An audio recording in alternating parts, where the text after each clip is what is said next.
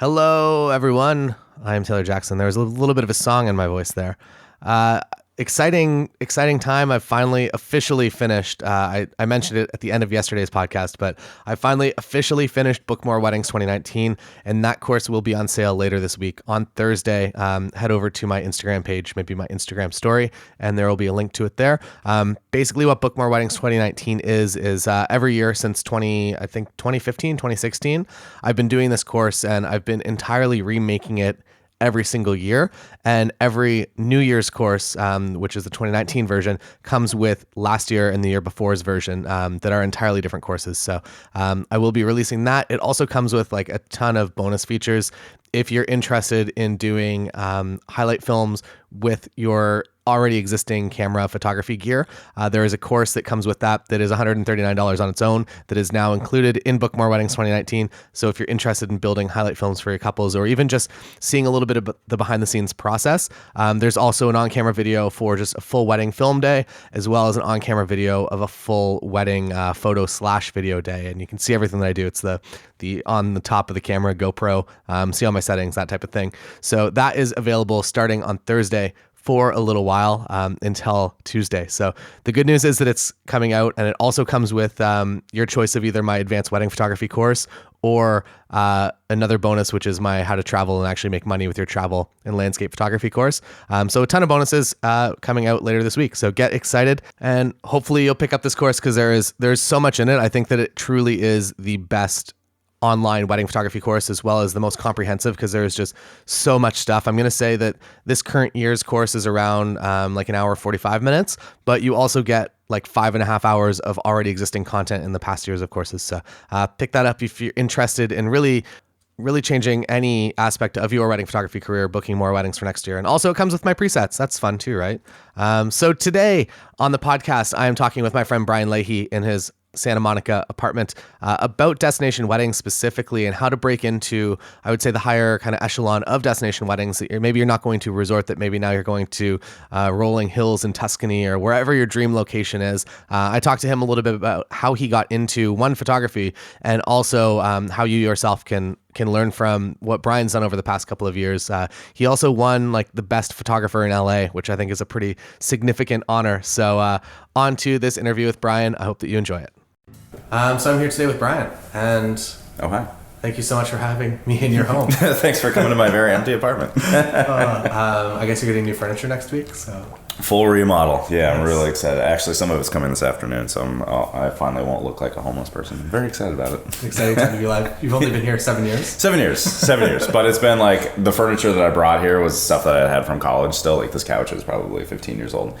But now I'm finally buying adult furniture, which makes me really happy. No more IKEA. No more IKEA. This will be an IKEA-free house. That's like a pivotal moment in people's lives, I think. It is. It's when you start investing in real pieces When of you furniture. make that decision, you're like, I'm not going to spend $50 on a couch. I'm going to spend a little bit more and get something that's actually going to last me. So yeah, I'm excited to have an IKEA-free house. Very exciting. So you're a wedding photographer out here.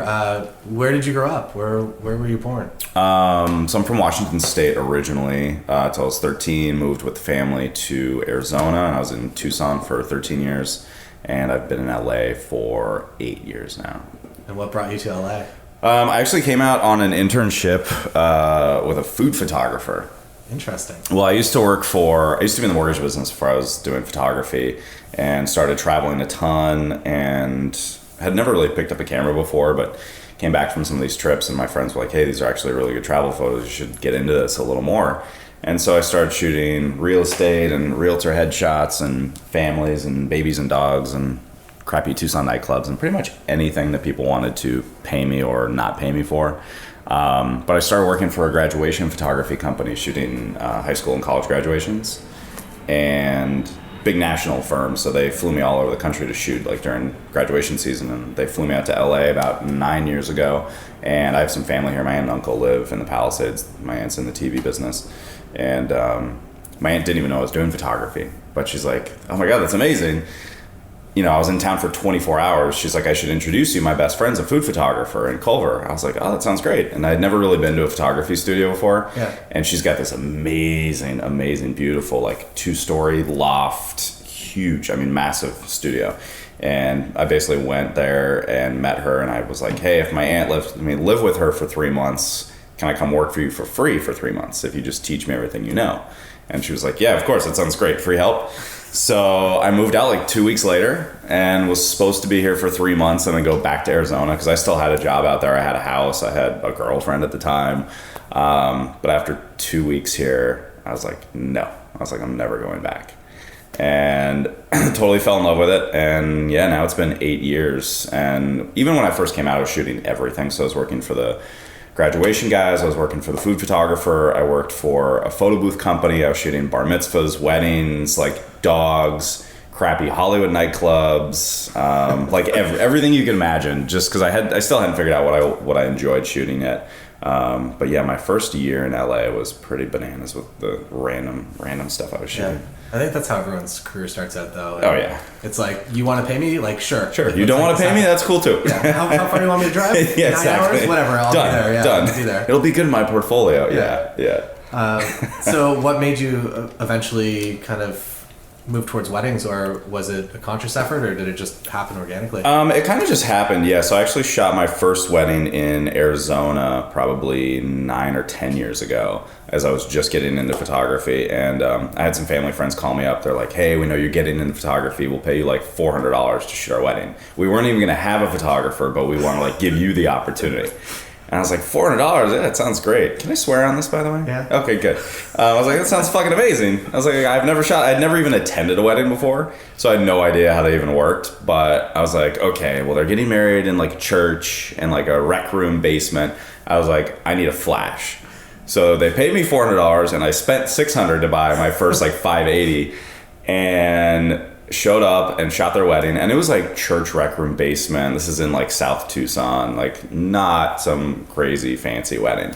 And by the end of the day, I said, fuck this, I'm never shooting a wedding again, because I was so stressed out. I had no idea what I was doing. It was like Canon Rebel XTI with my kit like 18 to 55 and my on-camera flash pointed straight at everybody the entire day, because I thought that's how you were supposed to shoot. And it just really stressed me out. I did not enjoy it. And I was like, this is a terrible job. I was like, I don't know who wants to be a wedding photographer, but not me. And so I didn't shoot a wedding for like another year. And I was shooting like some portrait stuff and just all the random stuff. But I had a buddy call me up and he's like, hey, I just got engaged. I've seen your portrait work. It's really nice. I want you to shoot my wedding. And I was like, absolutely not. I don't shoot weddings. And he's like, yeah. Just like give me a quote and we'll go from there. And this is in Tucson 10 years ago. And I was like, well, screw it. I'm just going to quote him really high. So I quoted him like $2,000, which for Tucson terms, that's like a lot of money, especially 10 years ago for somebody who'd only ever shot one really low-end wedding. And he calls me back. He's like, all right, perfect. We'll send you a deposit. And I was like, shit. I was like, now I have to do it. So he paid me $2,000, and I spent basically like 6 months online reading everything I could find on wedding photography and like, I think the DFW or DWF forums back in the day when that was still a thing. I spent literally 6 months on the line figuring out how to shoot a wedding, and I spent $2,800 to buy my 70-200 and hired a buddy to second shoot for me. So I was essentially in the hole, like almost $1,200 for my second wedding. But you didn't even really want to shoot. That I didn't want to shoot at all. No, I was like, well, he's going to pay me a lot of money. I was like, this is more money than I've made shooting anything else. I was like, screw it, I'll do it. And because they were friends and I knew I was going to have other friends attending as well. So I was like, all right, we'll just go. And I shot it and was way more prepared, and having a second shooter was super helpful. And I actually got some decent photos from that wedding. But even still, I was like, I still didn't enjoy that, but it wasn't terrible like the first one. And so even when I moved to LA, it was never meant to be the career I was going to go towards, but I got hooked up with a couple wedding photographers when I first moved here. So my 2012 season, I ended up starting to book more of my own weddings, both here and back in Arizona still, because I was going back and forth every like 2 to 3 weeks for shoots. And started just shooting more and more. And as I shot more weddings and got more comfortable, I realized how much I really enjoy drunk people. Of all the things I had shot, I was like, drunk people, like that's my thing. Like that's what I like. Like I'm really good at handling them. I don't need to be super drunk as well. But I mean, realistically, that's like my running joke, but it's the truth. Like drunk people are my thing. So I was like, this is the best industry to be in. I was like, I get to go to giant parties every weekend. And really working for the food photographer made me realize how much I don't like still or like commercial photography. Or product photography, because like our first shoot that we did together was for California Pizza Kitchen, one of her big clients, and it was a 10-hour shoot day for one photo of calamari. And I was like, this is terrible. Like I couldn't handle it. It was like so slow and so methodical and very like, and they, you know, there's reps from CPK on site who are like, no, like move this calamari a little to the right and this one needs more pepper. And I'm like, what the fuck? So after doing that shoot, I was like, there's no way. I was like, I only actually ended up working for her for like maybe 5 weeks. And I was like, I got to get out of this. And then slowly. So 2012, I cut out everything else and it was like weddings only, some corporate events here and there, and some fashion stuff, but otherwise weddings was it, because I was like, I really started to enjoy it more. And now I get to go to big parties every weekend. That's wicked. Yeah. Trying to think when I would have met you. It would have probably been around that time, right? Maybe. Yeah, probably 2012, 2013 in Vegas. Yeah. Yeah. Yeah, because I think that's the same year I met Sasser and Mario, and that was because I haven't been to WPPI in a few years, so that was definitely probably 2012, 2013 seasons. Yeah, I really enjoy. I rarely ever actually go to WPPI, the convention. Yeah, to attend classes. Yeah, I think I've walked like the trade show floor maybe a couple times. Yeah. It's like if Nikon releases something, I'll be like, see it in real life. Yeah. See if I can hold it and see if you like it. Yeah. But other than that, I like the best part of WPPI. For those that don't know, it's just a wedding portrait photographer gathering that happens in Las Vegas every year. And I've met most of like my photographer friends, like kind of all around, like you and Mario. Oh yeah. Is how like we keep in touch, and everybody just kind of ends up in Vegas for like a couple of days, and it's a nice little like family reunion. It's nice because it's at least the way they used to do it. There was a lot of in between time, and I think that I found that with a lot of retreats and conferences. It's like the most you get out of it is not the classes, it's not even the parties, it's all the in between time where people are just like randomly hanging out. Some of my best buddies I met like those 2 years at WPPI, so eventually I will make it back, maybe the next year. I always end up traveling now that time of year, so I haven't gone in probably 3 years. I usually put it on my calendar, and then I try to work around it. It works out. This year I was in Antarctica though, so it really didn't work out.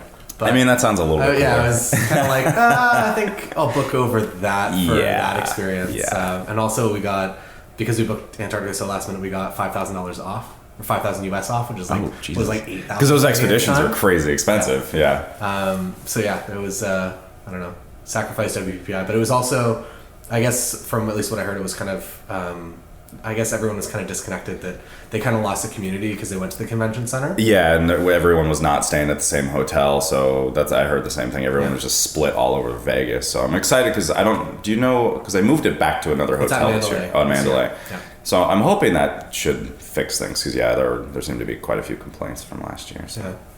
Not sad I missed it. Probably worth the drive. Yeah, and I was in Colombia and Panama during that this year, so I'm like, nah, it's okay. I don't need to go to Vegas. Yeah, maybe next year. It'll always be around. Oh yeah. What are other?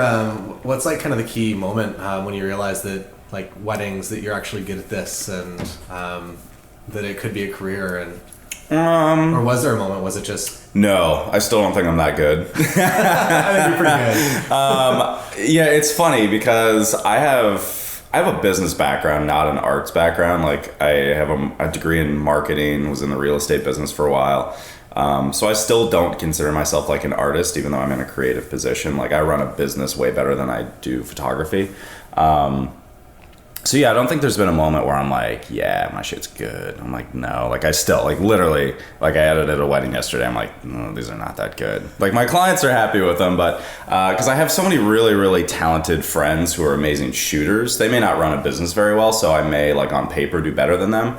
But like I look at some of my friends, I'm like, I wish I had that look, because I'm not a very creative shooter. Like my stuff is very like pretty like traditional, not overly creative or overly posy. So I haven't really picked up that side of it yet. So I would say there wasn't really a moment that I was like, yes, like I'm getting there, or like I've made it. But I will say, especially in LA, because it's so competitive, there's more, I always joke, there's more photographers here than actors, because every actor that doesn't make it turns into a headshot photographer. So the tough part about when I moved to LA and really started getting into weddings more was that there's so much competition here. Granted, wedding season here is year round, which is amazing. But there's just so many photographers. And so for me, I decided like my 2012 season that I was going to do like a massive amount of networking. So for 2 years, I went to almost every single networking event there was for 2 years. And here we're talking like 5 to 10 a week. But it worked. It totally worked. So I went from 6 to 22 to 43 weddings in 2 seasons. And at like decent rates too. Like exponential growth. Yeah, absolutely. Yeah, I mean, it's 7 times the amount in 2 years. And like I always joke because I teach a class on networking actually.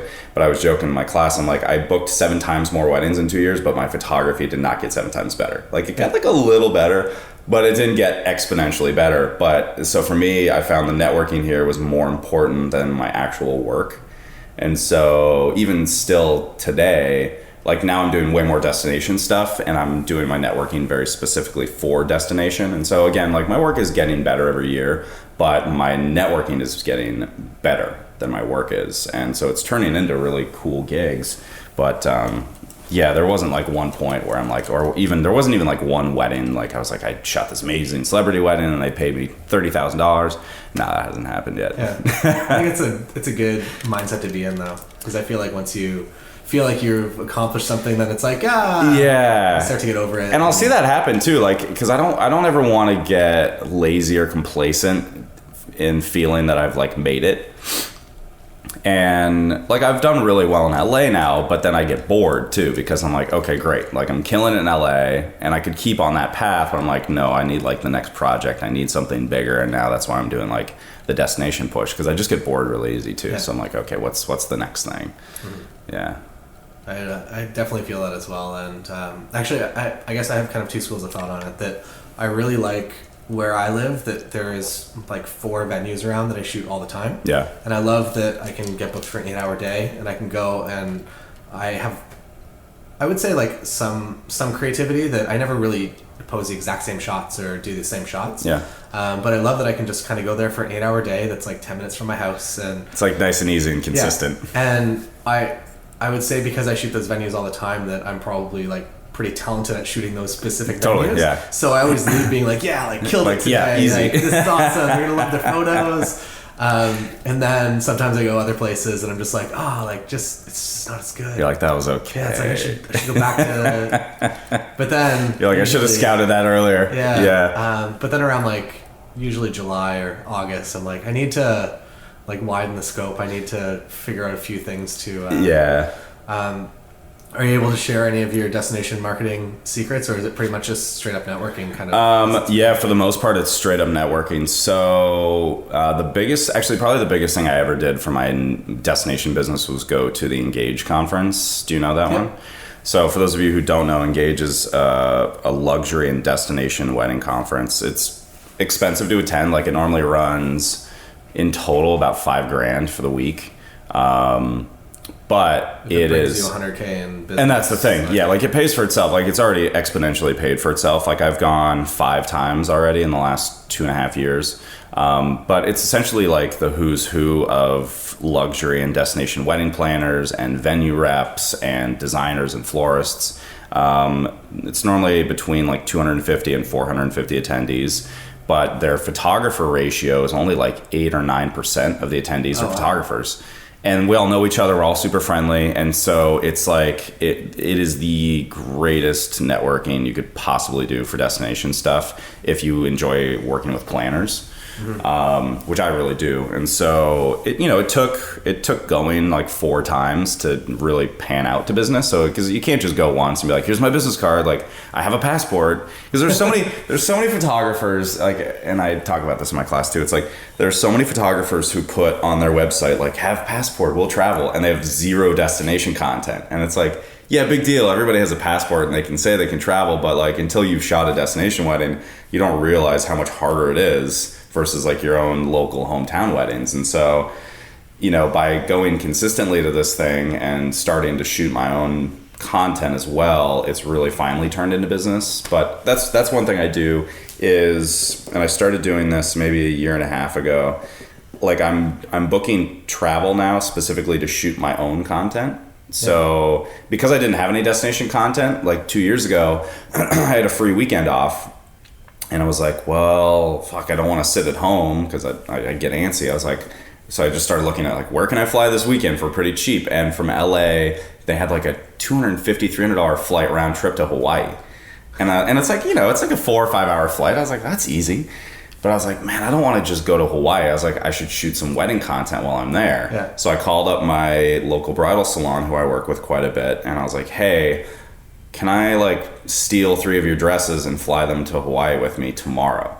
And they're like, yeah, sure, why not? Like, because I've worked with them over the last like 5 years, and they trust me with them. So they're like, yeah, of course. Just like come in, pick out whichever ones you want. So I picked out some really nice like Haley Page gowns, and I posted a quasi creepy ad on Craigslist. But I was like, hey, photographer coming into town. I need someone to get like hop in some wedding dresses for me. Like, not weird at all.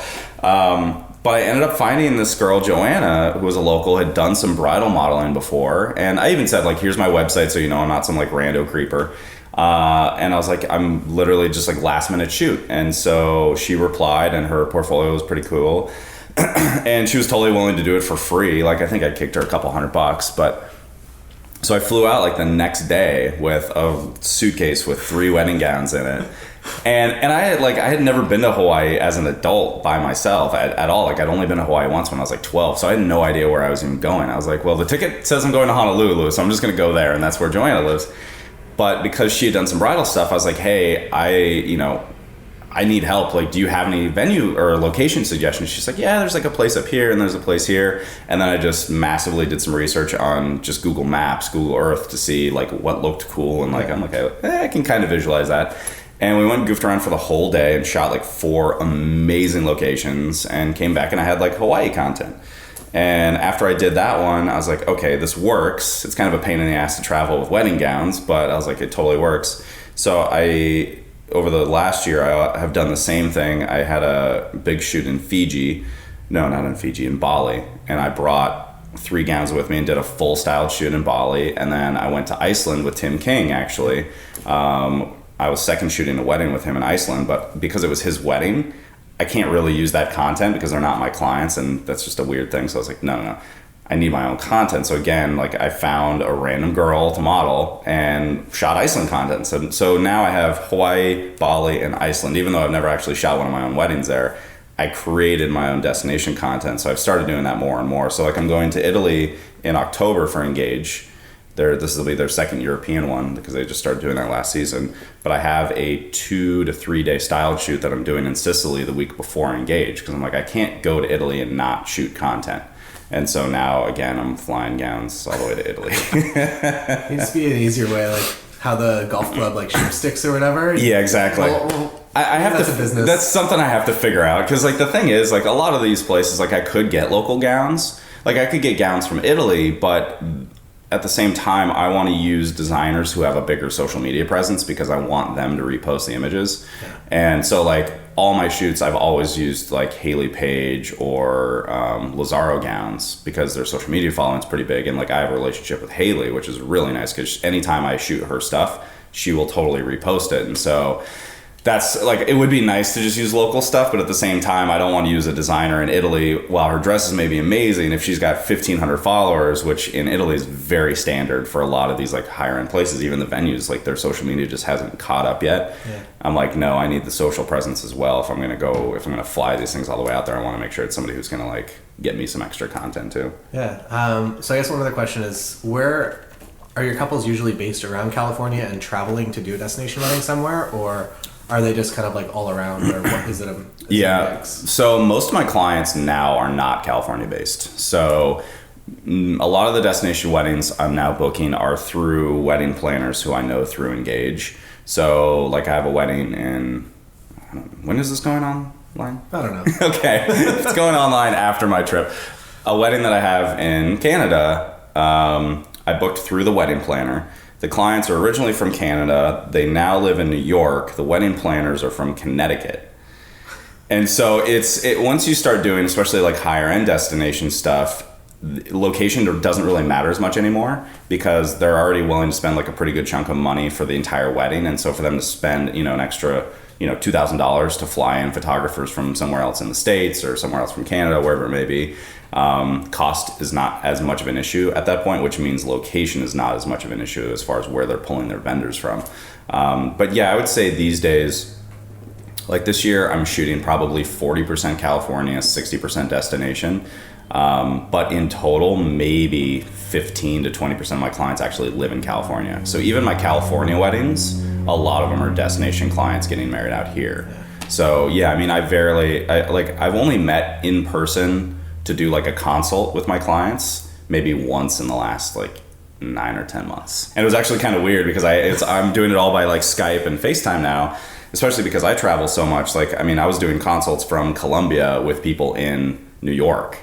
And so, but like to have like an in-person consult, like, hey, you guys should book me. New album. Yeah, I had to like lug these giant albums. I was like, this is super weird. I may have to get this really quick. Okay, go for it. Just because I think this is my furniture company. So actually, maybe let's talk about that for a second. Yeah. So we were just interrupted by a call by CPS. Mm-hmm. How important, like how... okay, so I guess to kind of backtrack a little bit, mm-hmm. one of the reasons I've kind of stayed with Nikon is because of NPS. Mm-hmm. Because Sony and Fuji, like they have really no support, especially in Canada. Do you have to like ship it back to... I think you're just a regular customer, like there's no... No loyalty program. Yeah. Really? But the fact that that your lens isn't finished being cleaned or being fixed, and they'll just give you a loaner, is like, I don't know. It's huge. Yeah, I mean, I probably take my gear in 2 to 3 times a year to have everything serviced because I do shoot at the beach a ton. Like the sand really does destroy my gear. And shooting and my weddings generally tend to be like pretty crazy as far as like I had someone spill an entire rum and coke on my gear at this weekend's wedding. I mean like the entire rum and coke on my entire camera, and I was like, great. So like they take some like pretty good abuse. Like I'm not afraid of like using my gear hard. Like I don't baby my stuff. But having said that, I mean, yeah, like the platinum membership with CPS, I think is maybe $400 for the year, $500 at most. But it includes like a 20 to 30% discount on all your repairs. It includes free loaner gear while your stuff's getting repaired or cleaned. And it totally pays for itself after like one use of taking all my gear, and especially because like right now I think I have 3 bodies and probably 10 lenses.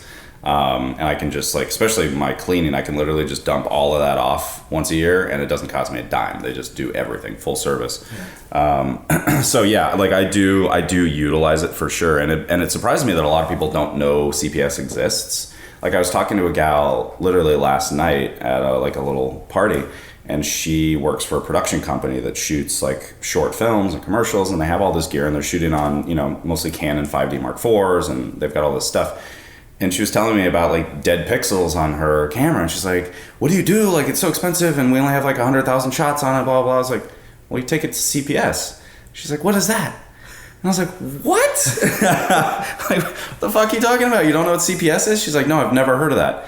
And I was like, you work for a production house that has like, kit after kit after kit after kit of all this gear. And I was like, it's $400 a year and it covers everything you have. And she had never heard of it. She's like, well, I don't know if I'm going to be able to sell that to them. I'm like, it's $400. It's going to save you. I was like, a new sensor without a discount is going to cost you $200 anyways. You put 2 new sensors in a year, it pays for itself. I was like, what are you talking about? So I had to like convince her that it's a good thing. But yeah, I mean, for the price for $400 a year, I mean, I definitely get my money's worth out of it. I love it. Yeah, I know that Nikon Professional Services is in Canada at least. It might be the same in the States. I'm not sure, but it's free. You have to qualify. So you have to have 2 professional gear. Bodies, and I think 2 professional lenses. And it's free. And they give you. Fuck Canon. They give you free loaners, and you can basically like if you want to try out a lens, you can just email them and they'll send you the lens for 2 weeks. Well, Canon sucks then. But for Canon, do you need to have like a certain amount of gear or anything? So the way Canon's works is they have 3 different levels. So they have like a silver, gold, and platinum. So depending on how much gear you have will determine which of those you qualify for. So I think like the very base level, like the silver I think is free, but you only get so many perks out of it and repairs. Like for me, it's more so like the discount on the repairs is what I need more than anything, because for how much I shoot, like I'm getting my sensors replaced on average at least once a year, if not twice a year. Like last time I had them replaced, both my cameras were at like 350,000. And they're like, yeah, you're lucky your camera's even still working. So, because the sensors are only rated, or not the sensor, I keep saying that, the shutter. The shutter's only rated to like 150,000. And they're like, how are your cameras still firing? They're like, you need to get these cleaned out now. So I think on the silver level, I'm pretty sure it's free, and you only have to have like one body and like 2 or 3 lenses, but they don't give you the same kind of massive discounts on repairs. And so for me, that's why the platinum's worth it, because I have enough gear to qualify for it, and for how much abuse my stuff takes, I know that I'm going to need repairs. So like even my 85 that they're working on right now, because I switch lenses constantly, the contacts on the lens aren't working with the body anymore.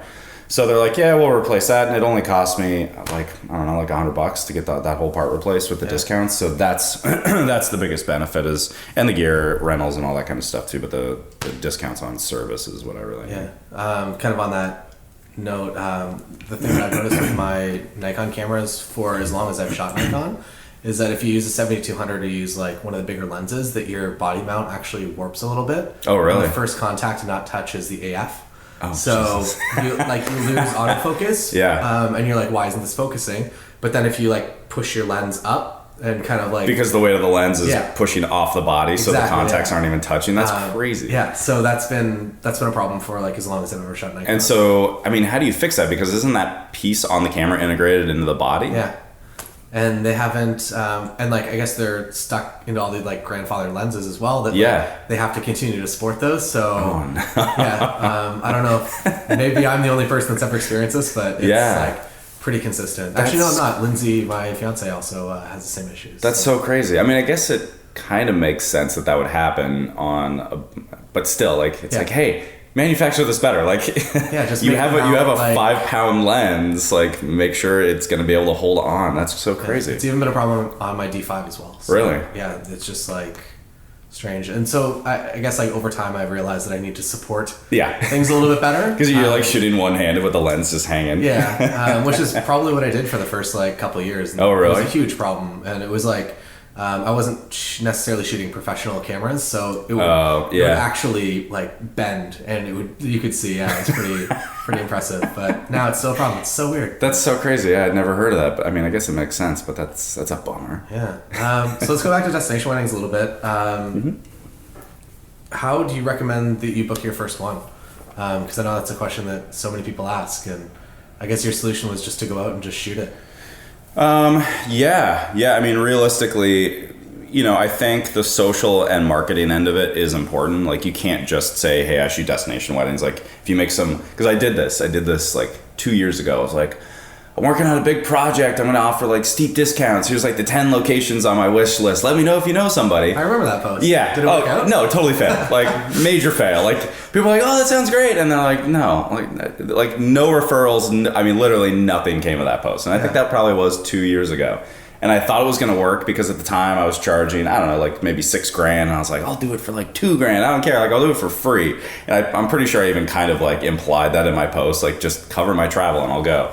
But I don't think clients or planners will trust a photographer who hasn't already done some sort of destination work, because realistically, like, the logistics of destination work are way more complicated and complex, and you're dealing with flights getting canceled and delayed. Like, I can't believe you actually still made it to LA after getting stuck in Alaska. Yeah. So, but like that kind of stuff happens, and like you could have had a wedding in LA like tomorrow or even today and had everything like buttoned up and your flights are good to go and all that. And then God knows what happens. Like, anything could happen, especially with destination stuff. And so I don't think clients will trust a photographer who hasn't really traveled a ton either. And so that's the other thing that I started pushing too, is that I've done a ton of travel just outside of my work, just for personal stuff. Like, I normally average like 2 to 3 months a year out of the country just for vacation. And so I travel really well. Like I am really good at being flexible and bending around transportation issues and weather and all that kind of stuff. And so I think also pushing my own personal travel stuff and showing people, hey, here's the crappy thing that happened today, but here's what came out of it, and I still made it back in one piece. Which I think is important because people can see that they're like, okay, instead of like just whining on Facebook that your flight got canceled, like you dealt with it, you met cool people, you still managed to finagle your way onto a flight back. And I think that's almost more important than showing work, because people need to know. So like my wedding in Canada in like 2 weeks, like, you know, a friend sent me a thing yesterday. There's massive forest fires in British Columbia right now. And now in my head, knowing that that's a thing, instead of just being like, okay, I recognize it, it's like, no, I need to know ahead of time. How are my flights currently booked? Do I give myself enough buffer time to get there? Do I need to be back at a certain day in case flights get canceled? And so it's all those little like things that you wouldn't necessarily think of ahead of time that I think are more important than actually having destination content, because shooting in really amazing locations is pretty easy. Like shooting destination stuff, I'm like, this is fucking great. Like I'm at these amazing ruins, I'm at like glaciers in Iceland. Like it's pretty hard to take a bad photo there. But it's the getting back and forth and getting around that's a lot tougher. And so I think that I try to infuse into some of my social too, as far as being like, here I am, here's the crazy things we're doing, like here's the issues we ran into today, but here's what became of it. And so I think that was pretty important. And then really having my own content created. I'm trying to think of the first destination wedding I actually shot was probably in Mexico. I mean, at least from LA, a lot of people get married in Mexico, so it's not like that crazy of a destination. And I think that one honestly just came about from a referral of actually one of my vendor partners in LA. My guy Mark, he runs Pacific Event Services, or a huge lighting company. One of his friends was getting married in Mexico, and he knew I wanted to do destination, and he knows I travel a ton, so he had recommended me to them. And they had essentially stalked my Facebook and Instagram for a while and had seen my other travel stuff. And so I think just that alone, they're like, okay, cool. Like you're comfortable traveling. Yeah, exactly. Yeah. And so I think that is what really helped out to book my first one.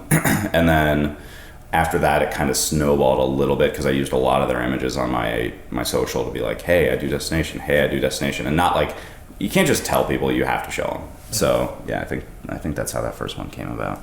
Yeah. I guess for anyone listening this far, I guess we have a level of trust now. So one of the bonus videos that I released in the free course was basically about using Facebook to do targeted marketing in places that you want to shoot. Mm-hmm. So kind of similar to how you put out that list of like, hey, I'd love to shoot here. Mm-hmm. It's like actually make that landing page, like talk a little bit about it, why you love like Paris or whatever, mm-hmm. and then just target people in Paris and be like, hey, like just throwing this out there in the world, throw like $20 into it or whatever, and just kind of see what happens. See who bites. But it's been pretty successful so far as inquiries go. So well, and that's what I really need to do now too, is because I'm working on a big project for next summer, because I really don't have any European content outside of my Iceland shoot, and so really I just want somebody to fund my vacation. But my plan is I'm gonna do this like it's currently like working title is my like European wedding takeover, and my plan is to shoot 5 weddings in 5 weeks in 5 different countries in Europe. That'll be all right. I don't care which countries. Don't really care. And I'm going to do it for like decently discounted rates. But, you know, I need to target specifically to either A, people who live there, or B, people in the States who are getting married out there.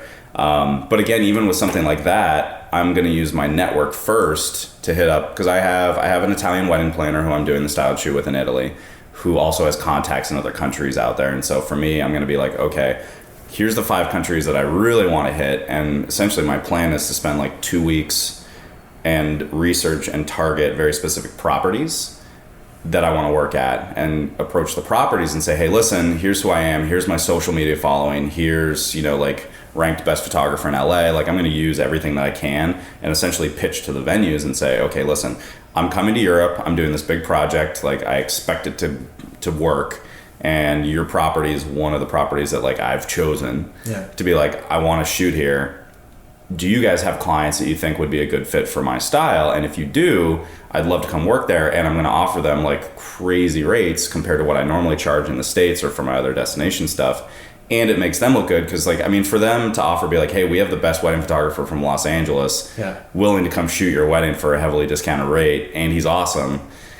That's my plan. Who knows if it's going to work? Like, it could be a total fail, like me posting on social, like, hey, I want to shoot in these locations, and no one emails me back.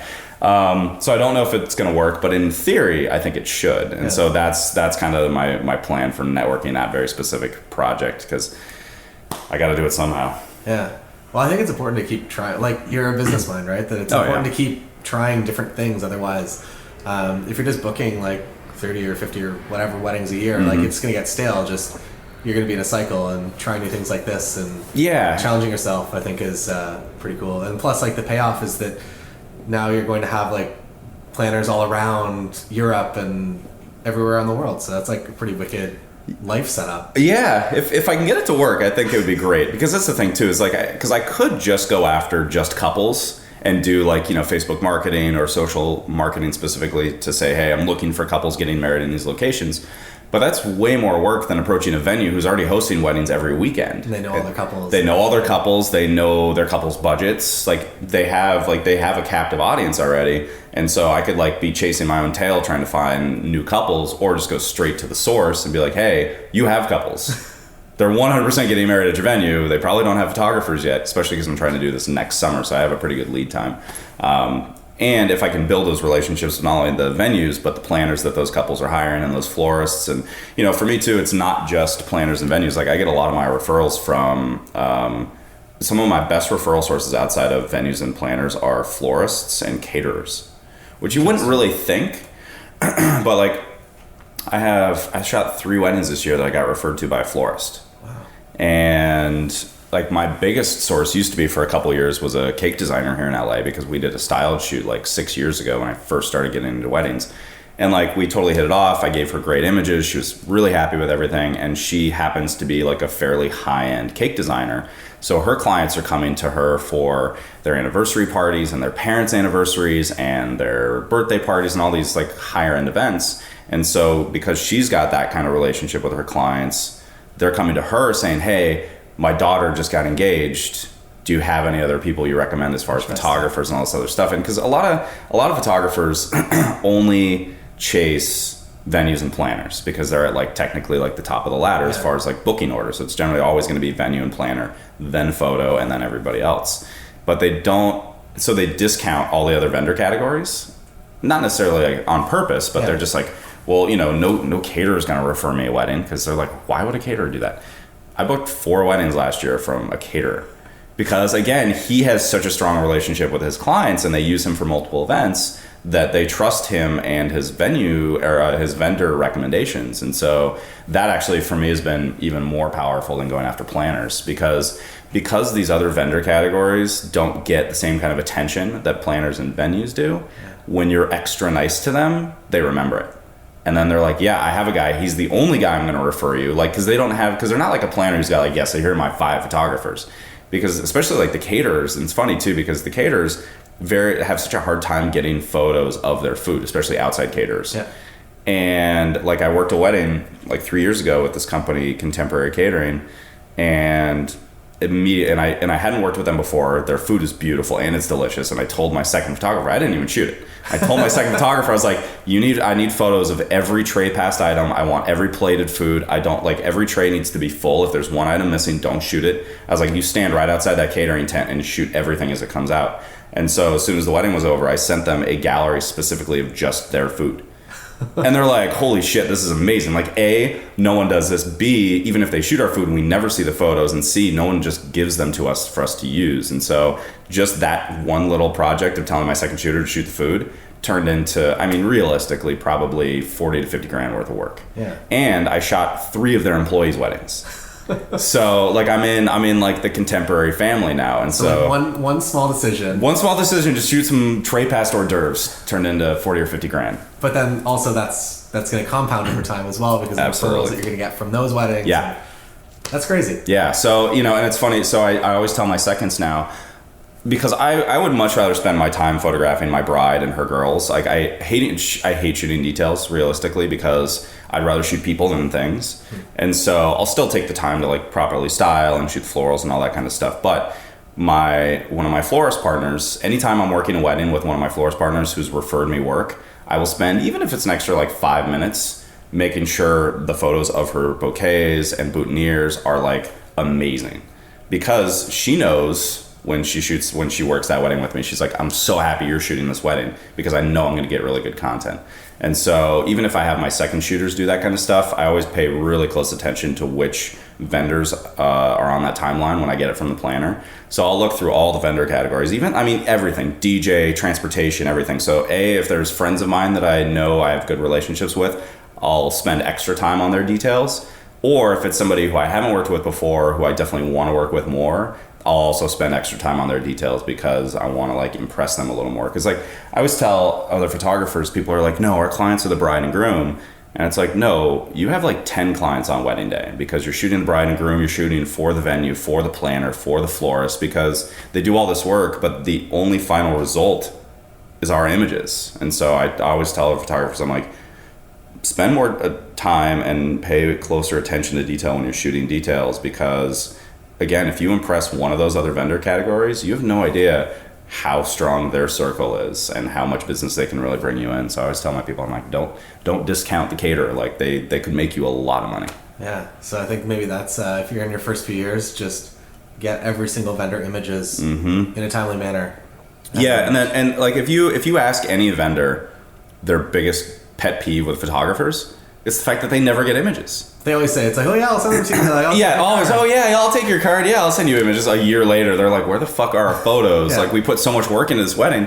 And it's the one thing photographers, for the most part, are really bad at, is getting images. Or they'll like toss their watermark on it, or they'll say, okay, you can only have 20 images, or worst case, and I know photographers do this, they will charge people for their photos, which is a fine line. Like I'll sell buyout rights to my images for like venues or planners if they want to use them very specifically for marketing or advertising, something that they normally would have had to hire somebody to shoot, like especially for venues because they have massive budgets.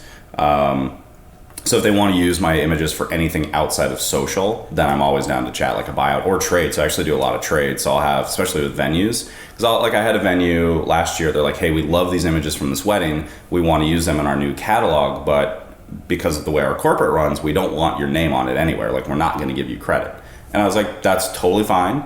You can absolutely buy these images if you want. And we did, like, basically I sold them 3 images they could use them for 2 years any way they wanted to. Yeah. So we put a limit on it, but we did in trade, they paid me like maybe like $1,500 in cash plus like a $3,000 hotel credit. Nice. And so I threw a $3,000 party for my staff. So like my editor, all my second shooters, all my assistants, and like we had this amazing dinner and it was great. And it went back to the hotel. It cost the hotel almost nothing. Like they're catering, but so I've been doing that more frequently too, because a lot of venues will come back because they also have a hard time getting images, and they're like, these photos are great, we want to use them for all these other things. I'm like, totally, if you pay me. I'm like, you can't just have these for free. I'm like, you can put them on your social all day long, anywhere that you can tag me and the other vendors. But I was like, if you want to use these for marketing or advertising, I was like, we can definitely discuss it. Yeah, it works pretty well though. All right, so that's how you get money and get parties for your staff. It was the best. I've done that for like 3 years in a row now. I did it for another hotel in Santa Monica. I got a massive credit and actually threw my birthday party there because I'm like, great, free party. Like, this is just I sold 3 images. I was like, this is amazing. And they're already done, so you're not really even. And they're already done, so there's no work involved. I'm just like, well, here's the photos, like, and now send me a check. It's awesome. Yeah, I got to figure out a way to like purposely make that happen more often. Like to approach the venues, be like, hey, would you like to buy these off me? It's got to be a way. Yeah. All right. I think we'll leave it at that then. Thank you so much for being on the podcast. Yeah, thanks for having me. Inviting me into your home. Ha! You thought there was going to be music. There's never music in this podcast. Tricked you, I guess. Thanks for listening today. I'll be back again tomorrow, like every day that I get to be in your life. So thank you for making this podcast part of your daily routine, part of your daily life. And yeah, Book More Weddings 2019 coming out on Thursday until Tuesday, and then after Tuesday, sales are closed until January 1st. So if you want to get it between the Thursday and Tuesday window. Otherwise, you have to wait until January 1st. And then you're waiting until it's Christmas. Like, just do it now. See you later.